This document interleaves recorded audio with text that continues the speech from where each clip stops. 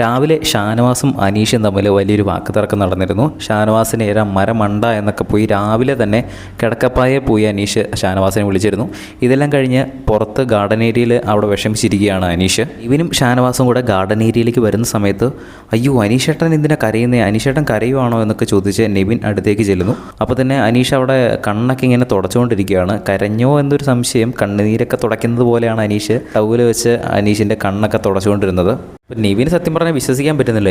അനീഷ് കരയുന്നോ? അനീഷ് കരഞ്ഞു കഴിഞ്ഞാൽ ഞാൻ ഇവിടുന്ന് സ്വയം തന്നെ എവിക്റ്റായി പോകും, ഞാൻ തന്നെ ഇവിടുന്ന് ഇറങ്ങിപ്പോവും, അനീഷ് കരയാൻ പാടില്ല എന്നുള്ള രീതിയിൽ അനീഷിനോട് നെവിൻ പറയുന്നു.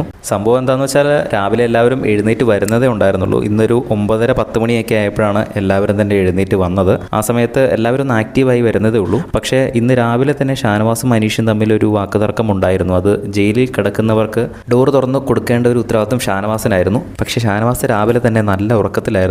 അപ്പോൾ ആ ഉറക്കത്തിൽ ചെന്നാണ് അനീഷ് നീയാണ് മരക്കഴുതിയത് തുറന്നു കൊടുക്കേണ്ടത് എന്നൊക്കെ പറഞ്ഞിരുന്നു. ചിലപ്പോൾ അതിൻ്റെ വിഷമമായിരിക്കാം. എന്തായാലും പെട്ടെന്ന് അനീഷ കണ്ണൊക്കെ തുടയ്ക്കുന്നത് കണ്ടപ്പോൾ കരഞ്ഞതുപോലെ തോന്നിയതാവാം ചിലപ്പോൾ. ബിഗ് ബോസിൻ്റെ കൂടുതൽ ലൈവ് അപ്ഡേറ്റ്സിനായിട്ട് ചാനൽ സബ്സ്ക്രൈബ് ചെയ്യുക.